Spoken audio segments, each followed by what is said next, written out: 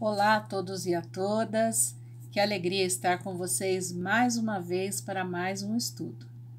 Para quem não conhece ou não se lembra, o meu nome é Eliana, eu faço parte da SECA, Comunidade Espírita Caminheiros do Amor.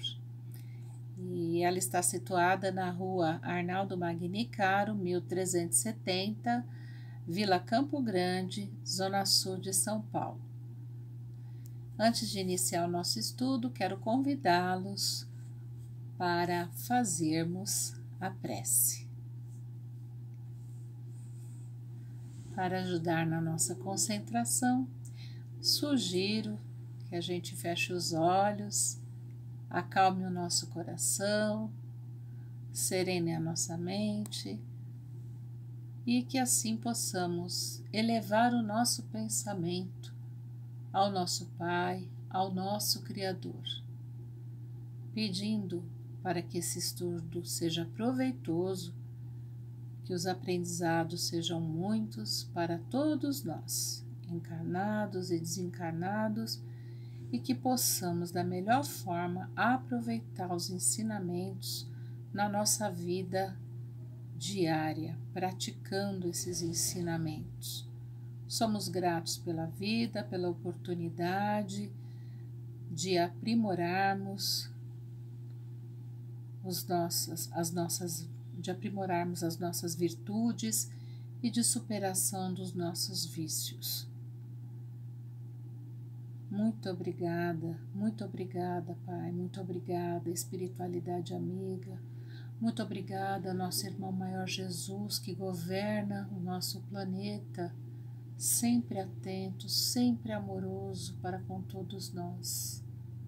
Agradecemos o teto, agradecemos todos os esforços dos cientistas, pesquisadores, pessoal da saúde, atuando aí neste momento da pandemia e pedimos que sejamos fortalecidos na fé, na coragem, no bom ânimo, para que possamos, com alegria, enfrentar as dificuldades, as aflições, superando-as, de modo a alcançarmos a condição de bem-aventurados. E assim, serenos, tranquilos, fazemos a oração do Pai Nosso para fechar esse momento de prece. Pai nosso que estais no céu, santificado seja o teu nome. Venha a nós o vosso reino, seja feita a vossa vontade, assim na terra como no céu.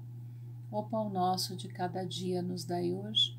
Perdoa, Senhor, as nossas ofensas, assim como nós perdoamos a quem nos tem ofendido. E não nos deixeis cair em tentações e erros, mas livra-nos do mal que ainda persiste. Pois teu é o reino, o poder e a glória para sempre.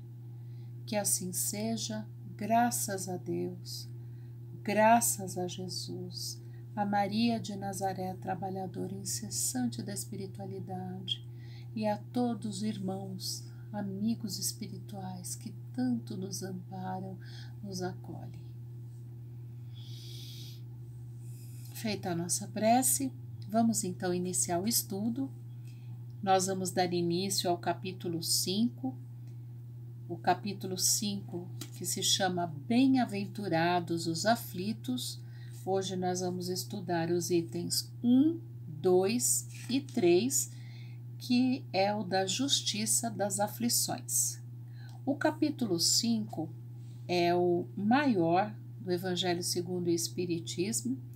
Ele também tem o maior número de mensagens da espiritualidade, ou seja, de instruções dos espíritos, e não é por acaso que Kardec, se preocupou em trazer para a gente tantas orientações, tantos ensinamentos a partir da bem-aventurança, no caso relacionado à aflição.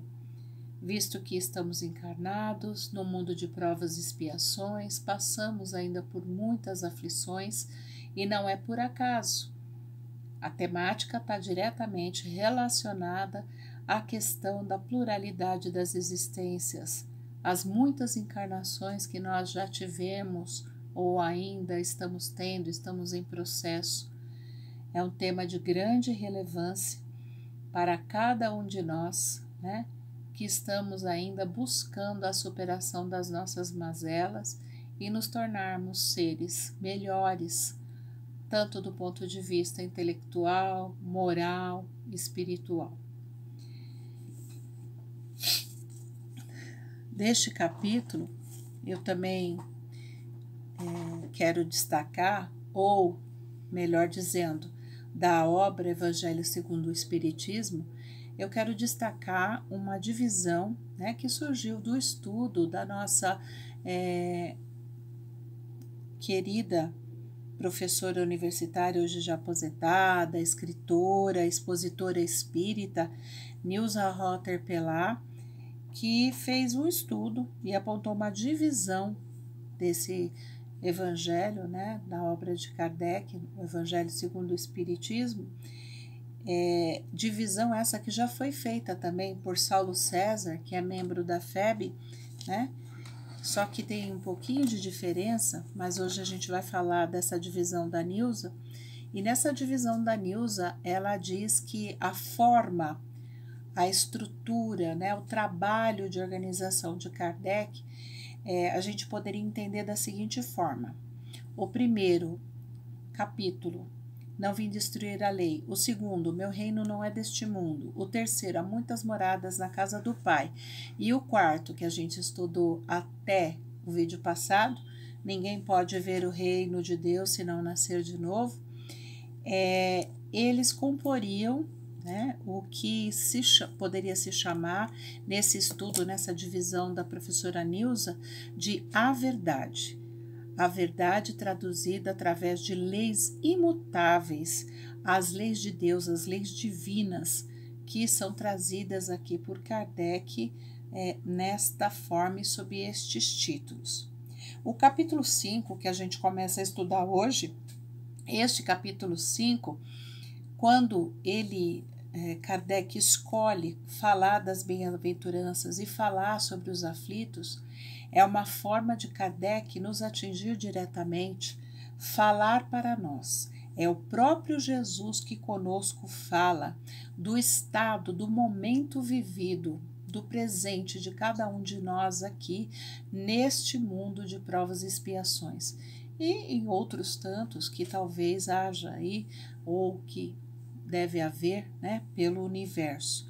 É o próprio Jesus nos falando sobre esta situação, e a partir deste capítulo, né, a gente já começa a perceber uma indicação, além da constatação da questão das aflições e das dificuldades que elas trazem, mas elas também como instrumento de superação das nossas dificuldades, né, como um apontamento também nesse capítulo 5, que é iniciado aqui, de como superar, de como a gente vai conseguir superar essas dificuldades e avançar.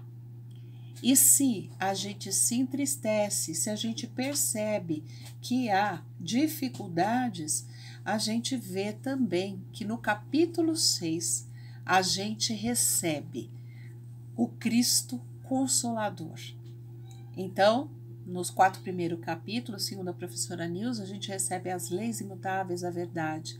No 5, momento presente, o Cristo fala diretamente conosco ainda, que passamos por aflições, que vivemos esse estado de aflições.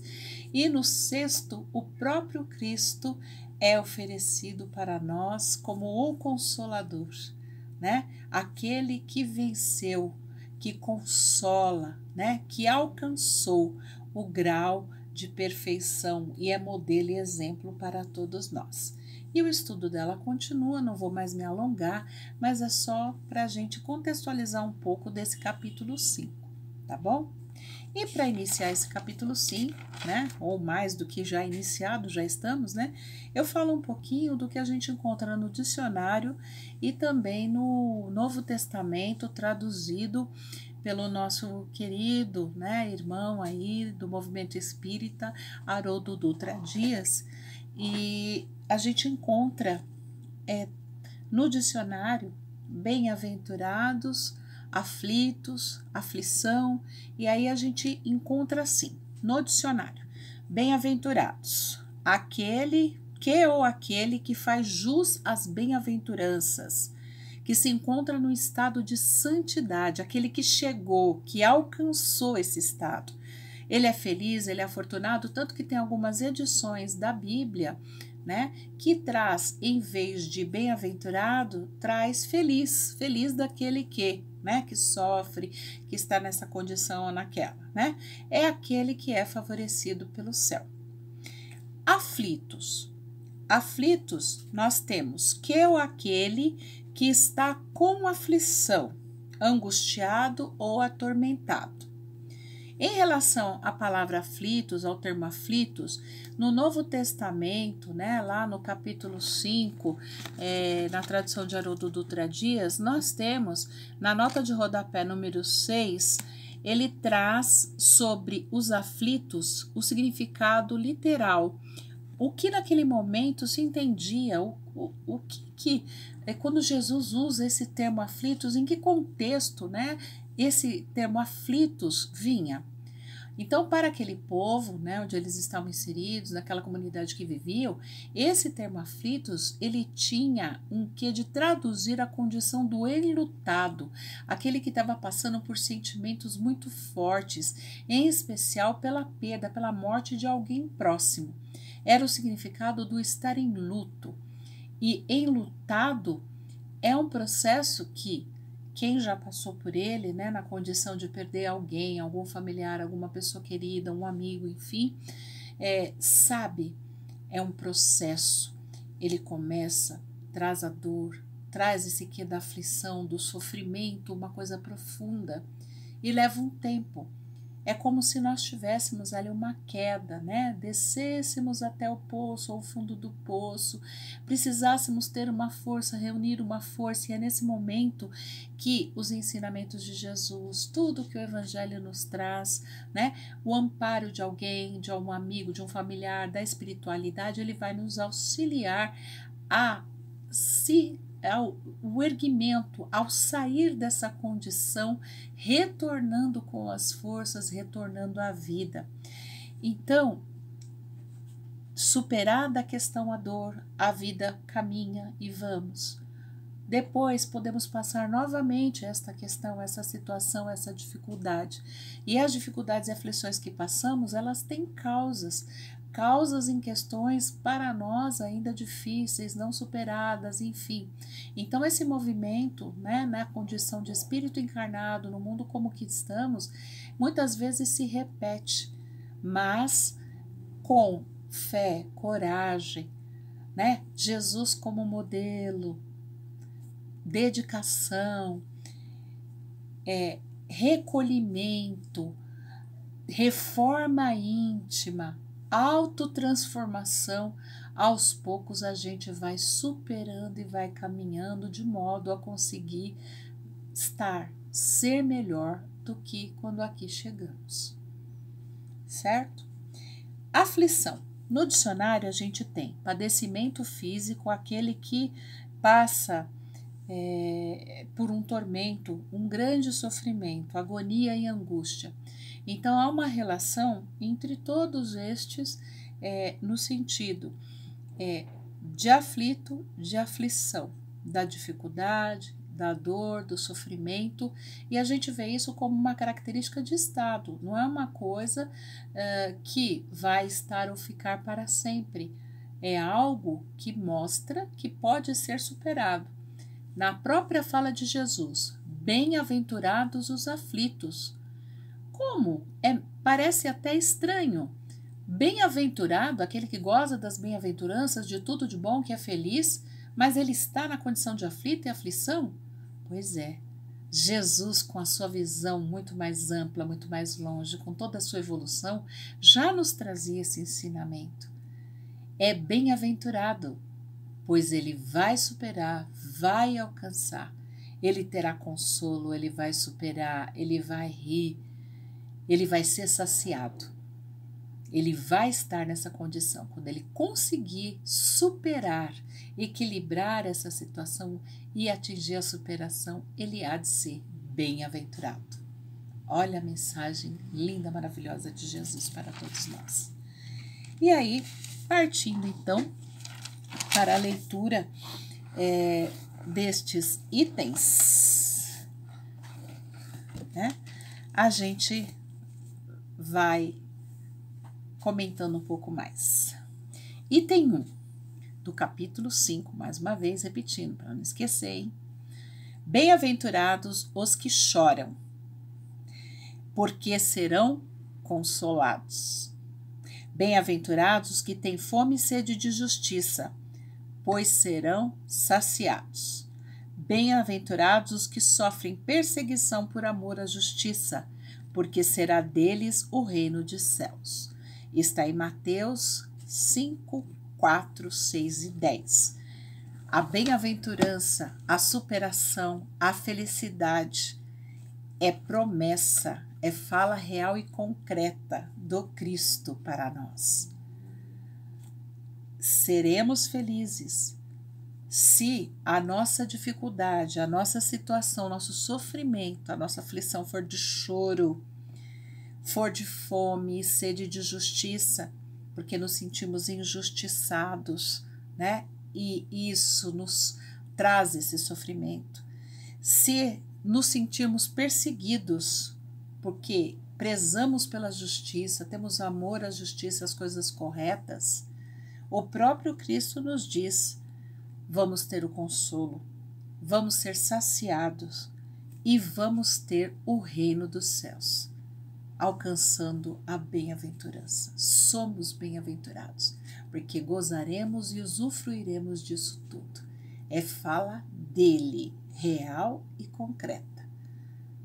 Mas não nos esqueçamos, temos algo a fazer para isto alcançar. É tarefa de cada um e é fundamental que cada um de nós se dedique a fazer a sua parte.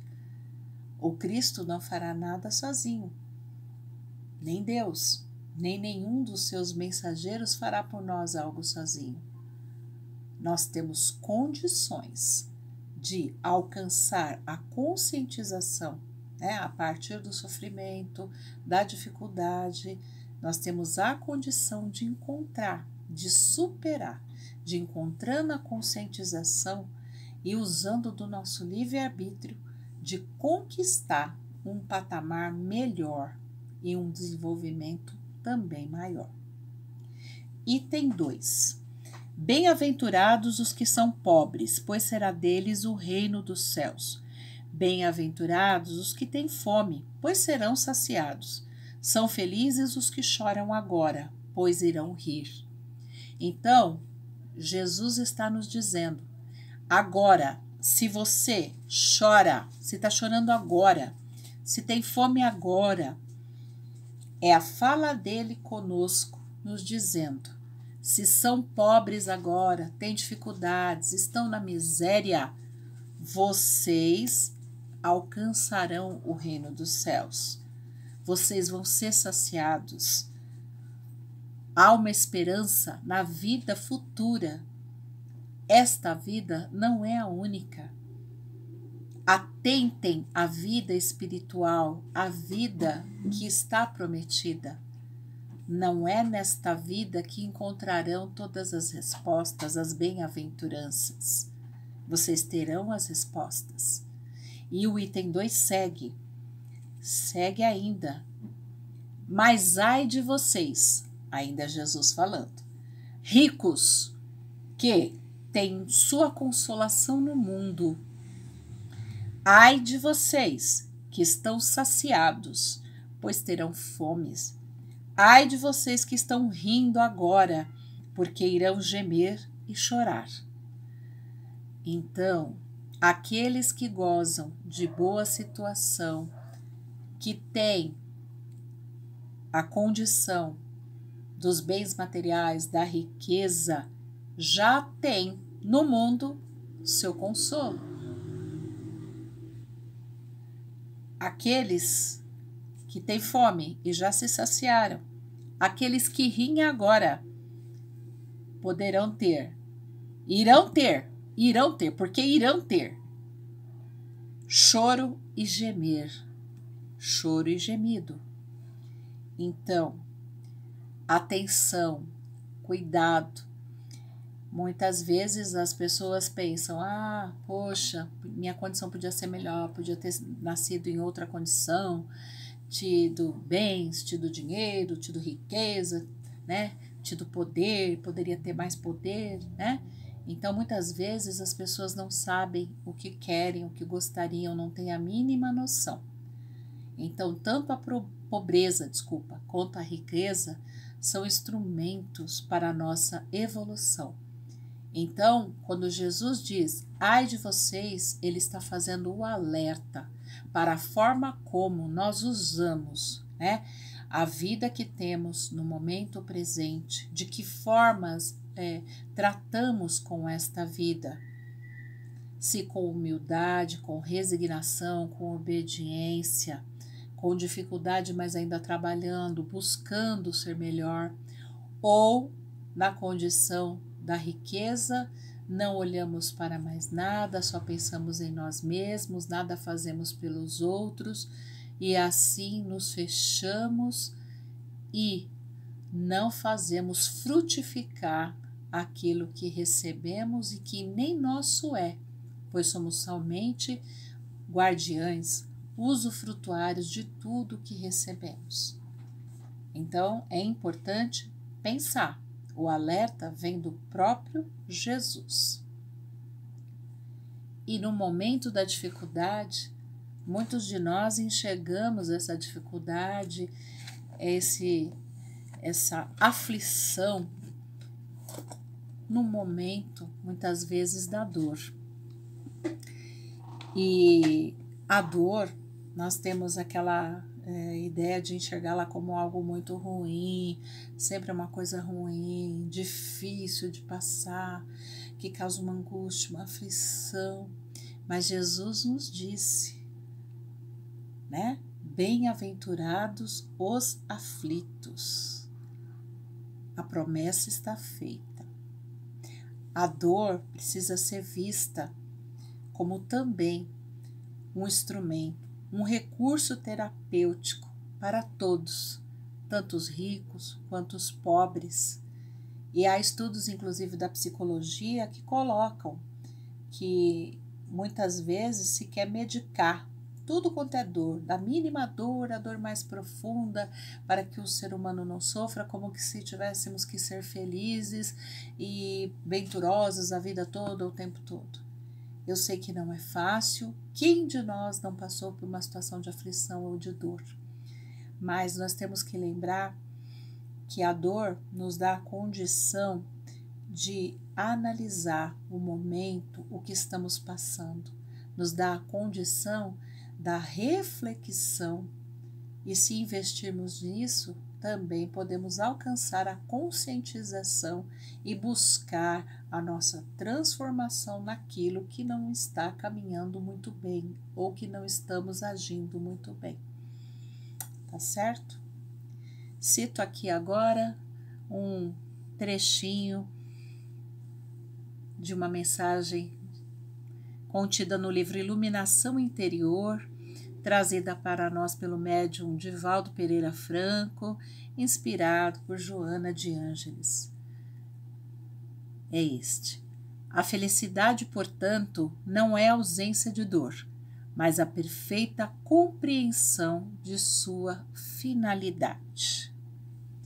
Item 3 e último de hoje. Tá chegando o fim, poxa vida, tá chegando o fim. Vamos lá. As compensações que Jesus promete aos aflitos da terra, compensações que Jesus promete aos aflitos da terra, somente poderão ser desfrutadas na vida futura.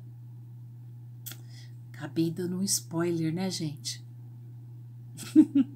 Mas vamos lá. Sem a certeza da vida futura, os ensinamentos de Jesus não teriam o menor sentido. Mesmo com essa certeza, é difícil entender a utilidade do sofrimento para que alguém possa ser feliz. Alguns dizem que é para ter mais mérito. Então surge a pergunta: por que uns sofrem mais do que outros? Por que uns nascem na miséria e outros na riqueza, sem nada terem feito para justificar tal condição? Por que para uns nada dá certo, enquanto que para outros tudo parece sorrir? E o que é ainda mais difícil compreender é ver as coisas boas e más divididas de forma tão desigual entre viciosos e virtuosos. Difícil também é ver os bons sofrerem ao lado dos maus, que prosperam. A fé na vida futura pode nos consolar e nos levar a ter paciência, mas não explica essas desigualdades que parecem desmentir a justiça divina. Dá o que pensar, né, gente? Desde que se admita a existência de Deus, essa existência só pode ser de perfeição absoluta. Deus deve ser todo poder, todo justiça e todo bondade, sem o que não seria Deus. Tá ficando claro? Sendo ele soberanamente bom e justo, não pode agir com parcialidade, beneficiando uns e prejudicando a outros. Então, as contrariedades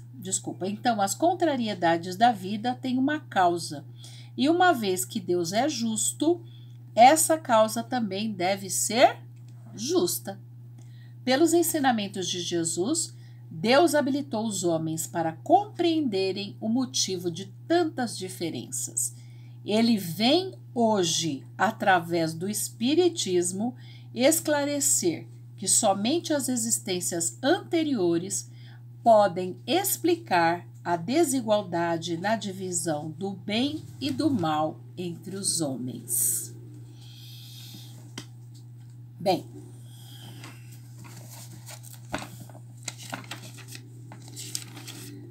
pensamos muitas vezes, né? Qual a utilidade da aflição? Qual a utilidade do sofrimento? Por que sofrer? Por que as coisas são assim? Talvez para que se tenha algum mérito, né? Sofrendo vai se alcançar o mérito. Tá, mas aí podem surgir outras questões. Por quê? Por quê? Por que que uns sofrem? Por que uns nascem na miséria? Por que outros são ricos, né? Por que que para uns nada dá certo, para outros tudo caminha bem? Por quê? Por quê? Desculpa, nós também temos a tendência de valorizar muito o sofrimento, né? E ainda vamos mais longe, né? Nos achando a tal última bolacha do pacote, a gente acha que o nosso sofrimento, o nosso fardo ainda é maior, é o mais pesado do universo. Todos estamos aqui, irmãos, a grande maioria, para resolver suas questões de vidas anteriores, de existências anteriores, e talvez outras que aqui mesmo, chegando aqui, começamos a conquistar. Chegamos com a nossa malinha, com pendências a resolver, a reparar, e muitas vezes, pelo próprio processo de vida, vamos conseguindo outras, que vamos juntando aquelas. E aí a gente acha que só o nosso sofrimento, o nosso fardo, é o maior de todos, sendo que muitas vezes, ou sempre, somos nós mesmos os responsáveis, pois trazemos de outras existências e outras vezes conquistamos aqui mesmo. Então, vamos somando pendências a serem sanadas. Bom, mais difícil ainda para compreender para muita gente é porque coisas boas e más são divididas de uma forma muito estranha entre viciosos e virtuosos. Isso na nossa ótica, na nossa visão ainda restrita. Não temos a visão do todo, não sabemos toda a existência de cada ser, de cada espírito. Outra questão que também é difícil de entender: Por que os bons sofrem, né? E ao lado de maus que vão prosperando. Então, a fé na vida futura, ela nos traz consolo, paciência, mas não explica as desigualdades. Essas que a gente vê e que nos inquietam ou inquietam a muitos, né? E essas desigualdades a gente tem a impressão que elas até desmentem, né? Aquilo que a gente entende pela justiça divina. Mas alto lá, se a gente admite a existência de Deus e essa existência é perfeita, é absoluta, Deus sendo todo poder, justiça, bondade e ainda soberanamente bom e justo, a causa que origina essas desigualdades, né, ela deve ser também justa. As contrariedades que a vida apresenta também devem ter uma causa justa. Deus é justo. Então, estas causas devem ser justas. E ainda, nós temos um fechamento nesse terceiro item incrível. Deus, por meio do seu Filho, né, do nosso irmão mais evoluído, né, que nos trouxe tantos ensinamentos, ele habilitou os homens para compreender essas diferenças. Somos capazes de pensar, raciocinar, cada vez mais nos aperfeiçoarmos, evoluirmos, temos o livre-arbítrio. E hoje, com Jesus, através do Espiritismo, Cristianismo Redivivo, nós temos o esclarecimento sobre as existências anteriores, a pluralidade das existências, que podem nos explicar o porquê das desigualdades, das contrariedades, das aflições que passamos e explicar a questão dessa divisão do bem e do mal entre os homens. Mas, no processo, no trabalho de cada um sobre si mesmo, na reforma íntima, na busca em Jesus, nos ensinamentos do Evangelho, na coragem, na resistência, no autoburilamento, no conhecimento da doutrina, daquilo que nos foi trazido pelo Espiritismo, nós podemos ir superando, alcançar o reino dos céus e, na vida futura, com muita esperança e fé, termos a condição plena de bem-aventurados. Quero deixar para nossa reflexão mais um trechinho, mais um pensamento, né? Tirado agora do livro Celeiro de Bênçãos, também de Joana de Ângeles, trazido a nosso conhecimento pelo médium Divaldo Pereira Franco. Indispensável valorizar a aflição, equilibrando-a com discernimento, de modo a conduzi-la às fontes inesgotáveis do Evangelho em clima de serenidade, respeito e amor. Ali, todas as dores se acalmam, todas as lágrimas se enxugam, todos os aflitos são consolados. Graças a Deus, graças a Jesus. Deixo ainda para vocês uma possibilidade de estudo e aprimoramento, consultando, estudando também o Livro dos Espíritos, que nos traz, no capítulo 4, o tema, né? O título, sob o título As Várias Existências do Espírito, questões que poderão auxiliar no seu aprofundamento, na compreensão, complementar o estudo de hoje. Agradeço muito pela atenção, paciência e que possamos todos ter aprendido mais, ter feito boas reflexões e levar tudo isso para a nossa vida, para a nossa prática e lembrarmos, como dizia Chico, que tudo passa. A aflição também passa. Muito obrigada, uma excelente semana, gratidão sempre e até a próxima. Um grande abraço.